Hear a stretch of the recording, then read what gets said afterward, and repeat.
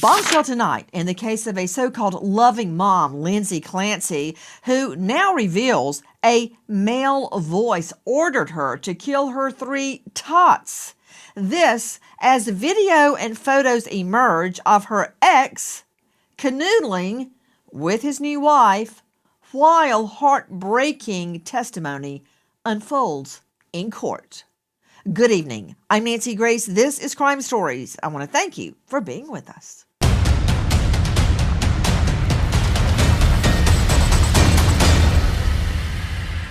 Three little tots, one an infant, all found strangled dead by mommy.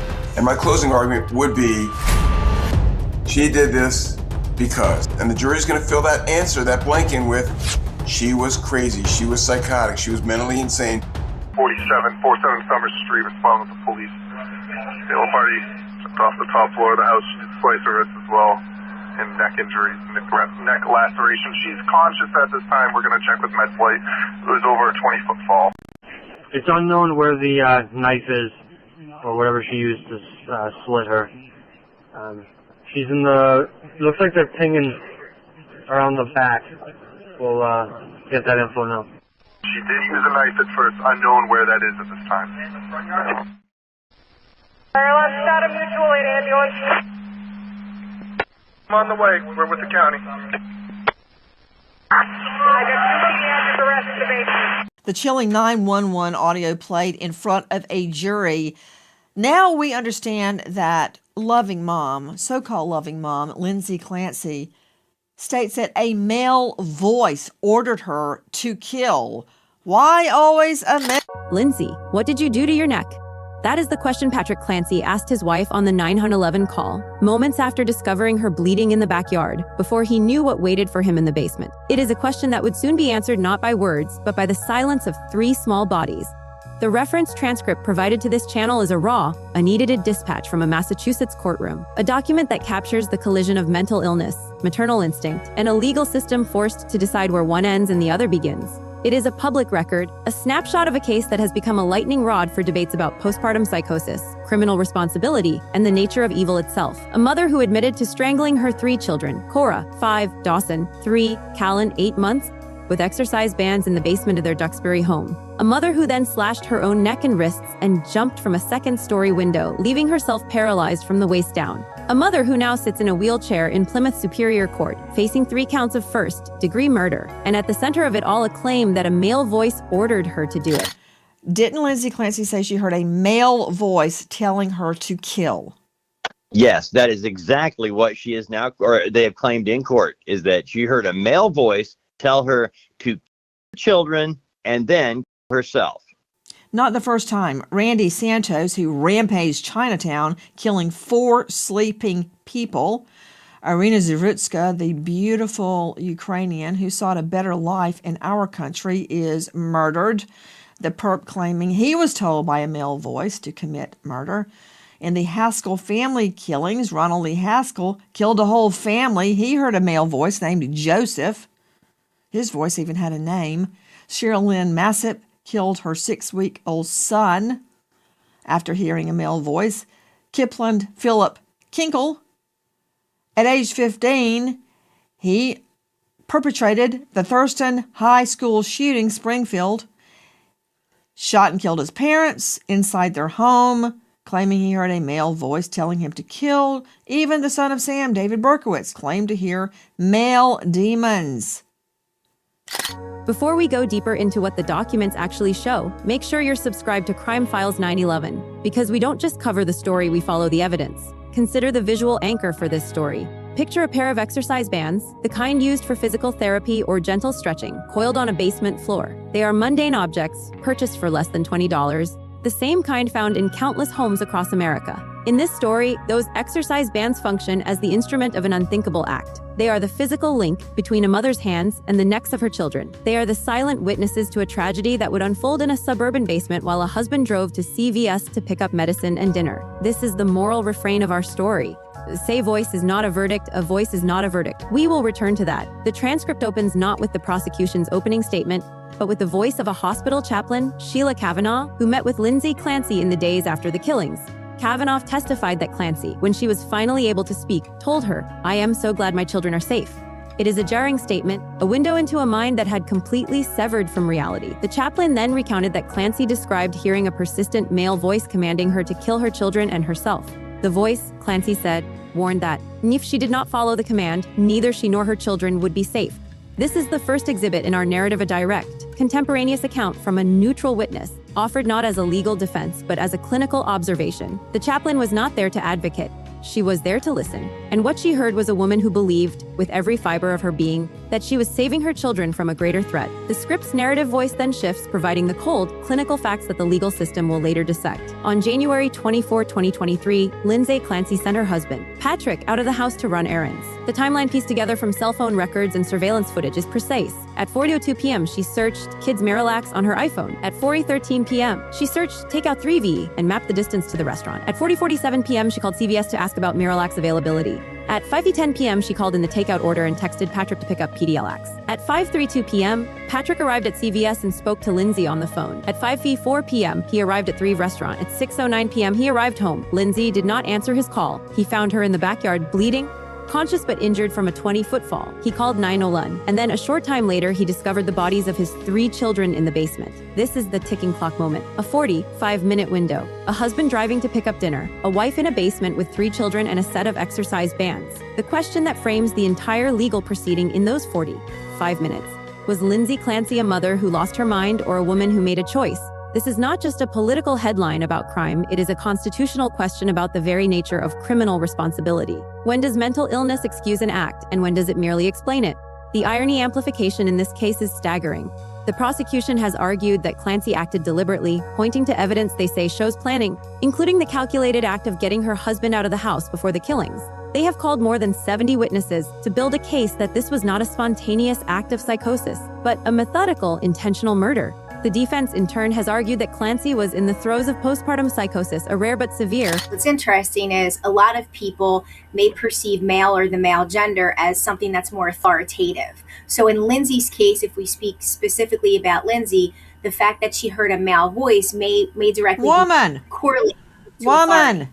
Look at the stats. Authority, my rear end, evil. Look at crime statistics. How many women do you see doing school shootings, rampages through malls? Practically zero. A male voice is more threatening. When you're jogging at 9 o'clock at night and some little petite 5 foot, 100-pound lady comes up behind you, do you run and hide? No. When you see a giant guy lumbering up behind you, you might turn around and go the other way. Why? Threatening. It's more threatening. It's scary.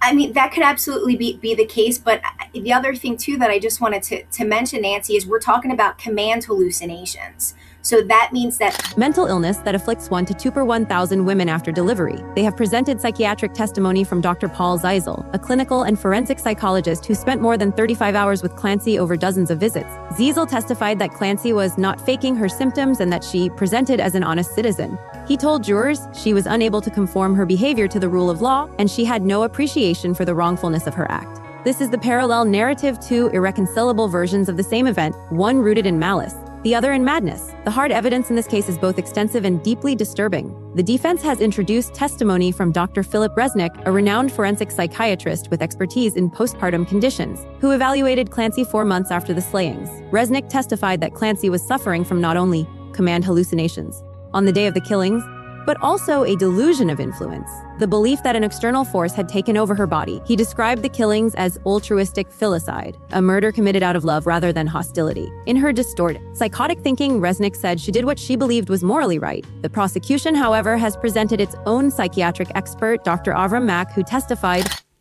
Nancy, that photo right there is of Patrick Clancy and Dr. Rachel Danis, not to be confused with Lindsay Clancy, because a lot of people online are saying that those two ladies look a lot alike. So where are they? Shannon Hill, they look to be out on a patio somewhere canoodling. They look to be out in New York, where I believe that they were seen just today, maybe out on a date. They are wearing sneakers and are dressed pretty casually. Perhaps they went for a workout beforehand. That Clancy was suffering from major depressive order. not psychosis, and that she methodically killed her children one by one, even though she knew it was wrong and could have asked for help.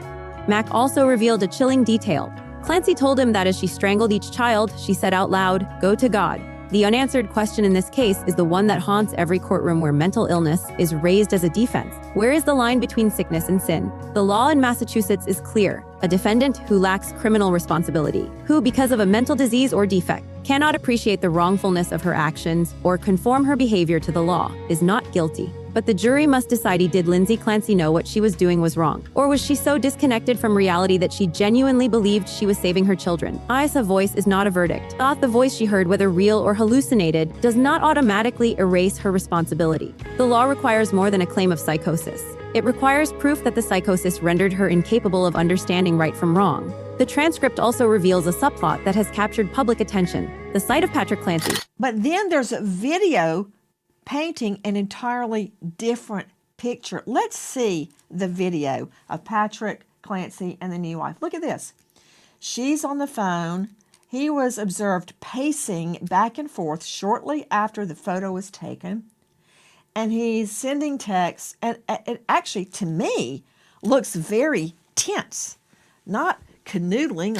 Now remarried to Dr. Rachel Danis, a fertility specialist, spotted in Manhattan with his new wife. I'm really upset that we're paying so much attention to this video, because all I can think is while he was picking up this food and going to CVS, his psychotic wife, who had a break with reality, was killing those kids. That's all I see from the video. So that's all I see. That woman was experiencing acute psychosis. It was an emergency. That's what acute is. It happened suddenly. She had a break with reality, and she did hear a voice, a male voice, whatever voice telling her, kill yourself and kill the kids. She had no control of it, so therefore there was no intent. No intent because she couldn't control reality. She had a break from it. She told everybody, Nancy, what she's feeling. I wouldn't have enough time to go through all of the witnesses who said, yes,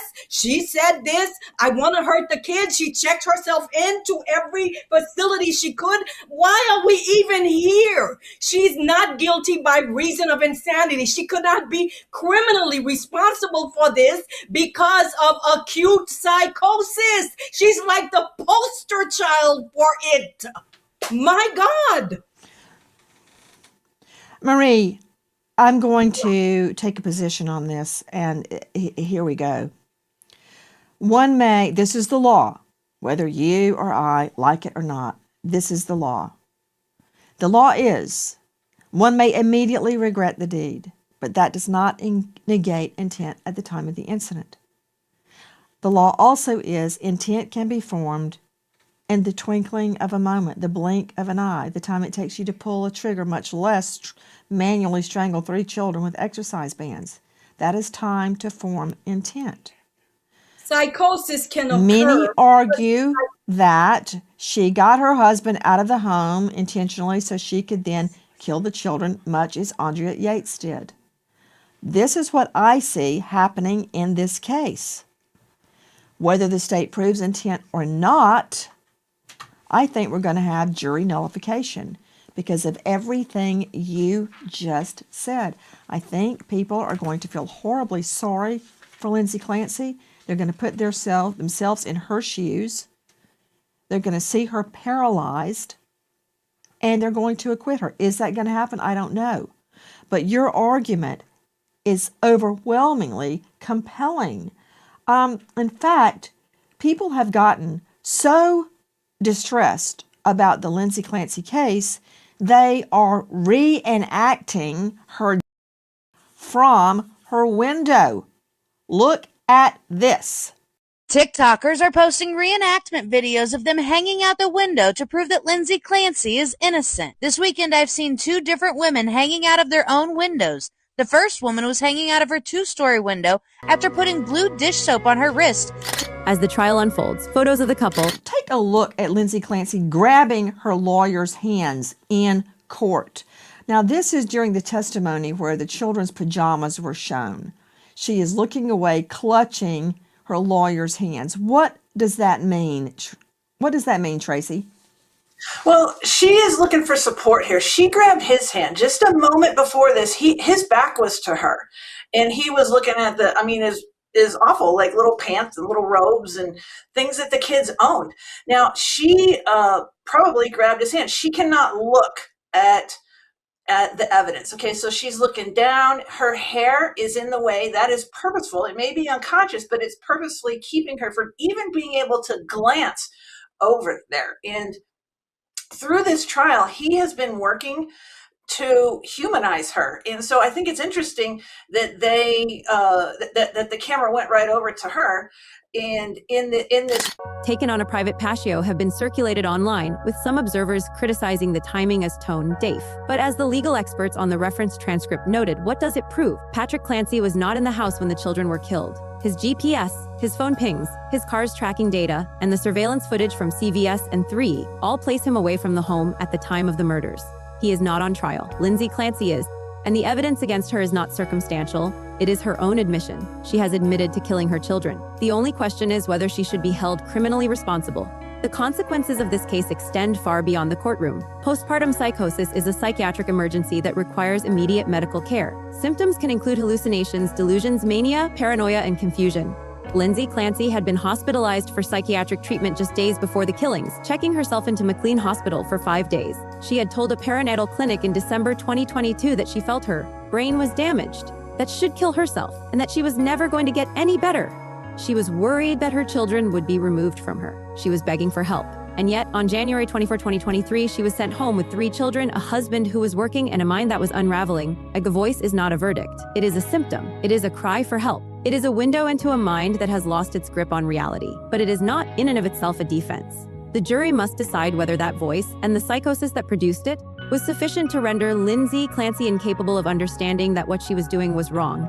The evidence is complex, the testimony is conflicting, and the stakes could not be higher. A verdict of not guilty by reason of insanity would mean she is committed to a psychiatric facility, not prison. A verdict of guilty would mean life in prison without the possibility of parole. As we close this analysis, we are left with one final question. What would you have done if you were on that jury, faced with the testimony of experts who disagree on the very nature of reality? How would you decide? The evidence in this case is a matter of public record. The trial transcripts, the psychiatric evaluations, the 911 call, they are all available for anyone to read. We ask you one direct question to answer in the comments. After reviewing the evidence presented here, do you believe Lindsay Clancy should be held criminally responsible for the deaths of her children? Or was she so lost to psychosis that she cannot be blamed? We want to hear your perspective. If you found this analysis compelling, please like, share, and subscribe to Crime Files 911. Turn on notifications so you never miss an episode.